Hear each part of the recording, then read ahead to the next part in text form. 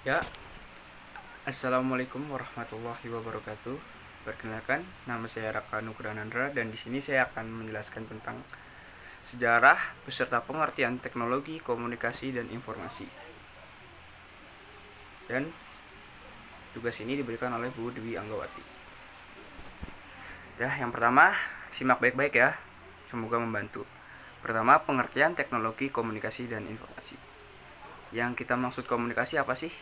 Komunikasi yaitu menurut penjelasan, komunikasi adalah pengiriman dan penerimaan pesan atau berita antara dua orang atau lebih supaya pesan dapat dipengerti.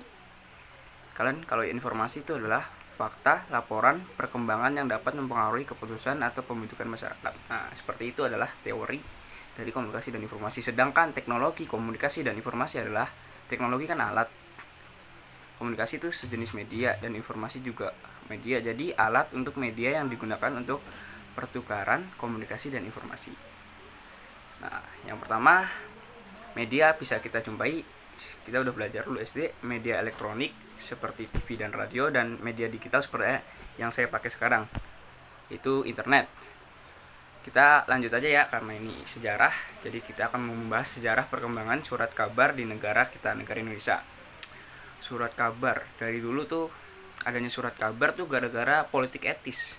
Politik etis yang diberlaku pada abad ke-20, kan ada politik etis tuh. Jadi munculnya golongan terpelajar di Indonesia. Dan otomatis ada golongan terpelajar, penduduk pribumi mulai mengenal cara membaca, menulis dan menghitung. Dan edukasi mengakibatkan munculnya golongan terpelajar. Dan golongan terpelajar ini mulai menulis di media cetak. Golongan terpelajar yang dulu apa sih, kan banyak organisasi tuh kayak Budi Utomo, ya itu seperti itu. Dan surat kabar merupakan serangan golongan terpelajar dalam menumbuhkan kesadaran nasional. Contohnya apa ya? Contohnya dulu tuh ada surat kabar Medan Prijaji. Itu surat kabar yang pertama yang dimiliki dan dikelola oleh orang Hindia Belanda. Kayaknya punyanya Raden Mas Tirto Adi Surjo ya. Ya, surat kabar di Indonesia itu sempat di posisi Jepang. Terus karena Indonesia udah merdeka, Indonesia mengambil alih surat kabar dan tempat percetakannya juga diambil alih oleh Indonesia. Dan ada fakta unik nih. Dari surat kabar pertama itu disebarluaskan proklamasi. Jadi proklamasi itu dulu disebarluasin lewat surat kabar. Oke, next, habis kita lewat surat kabar, terus apa lagi tuh? Televisi. Jangan, sebelum televisi dulu ada radio.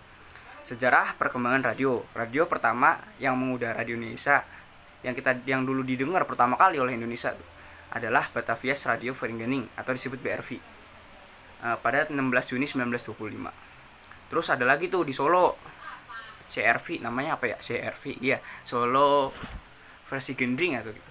Dibentuk di ibu kota Solo, Surakarta pada 1 April 1933. Lalu ada lagi tuh Netherlands Indische Radio Mini Romi.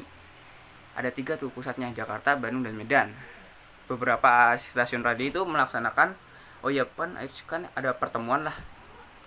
Pertemuan diadain di Bandung 29 Maret 1937 untuk melahirkan Perikatan Pertemuan Radio Ketimuran atau PPRK. Nah, masa itu PPRK tuh sangat terkenal tuh pada masa itu.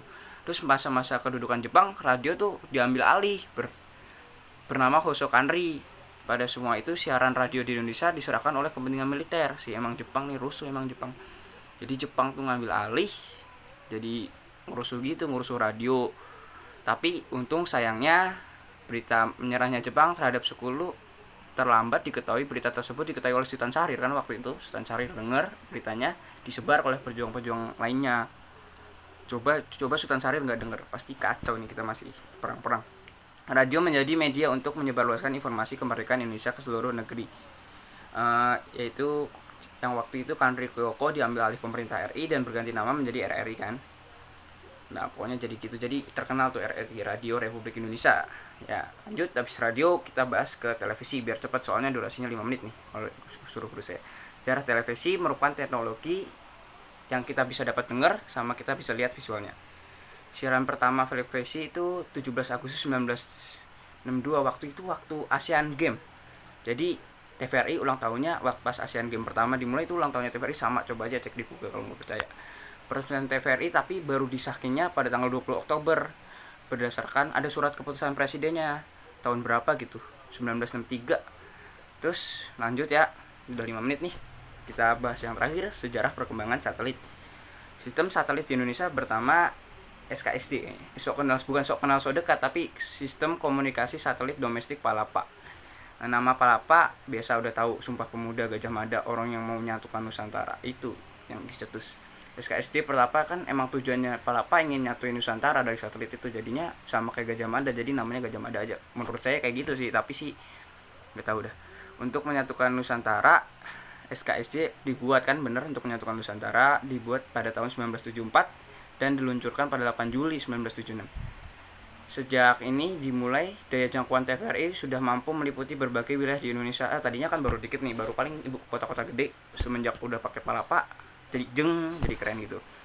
SKSD Palapa dimanfaatkan dalam mempermudah hubungan komunikasi wilayah regional Asia Tenggara. Oh ya, ada juga generasi-generasi Palapa. Dulu jangkauannya cuma sampai sini, cuma di generasi, tapi sekarang udah ada satelit baru kayak Telkom, dan ini sekarang udah berkembang pesat banget lah.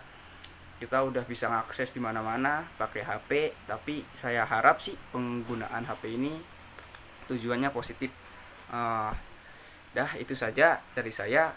Karena saya dapatnya cuman sedikit, dapat pengertian komunikasi dan informasi, semoga bermanfaat dan semoga nilai saya bagus. Wassalamualaikum warahmatullahi wabarakatuh. Saya Raka.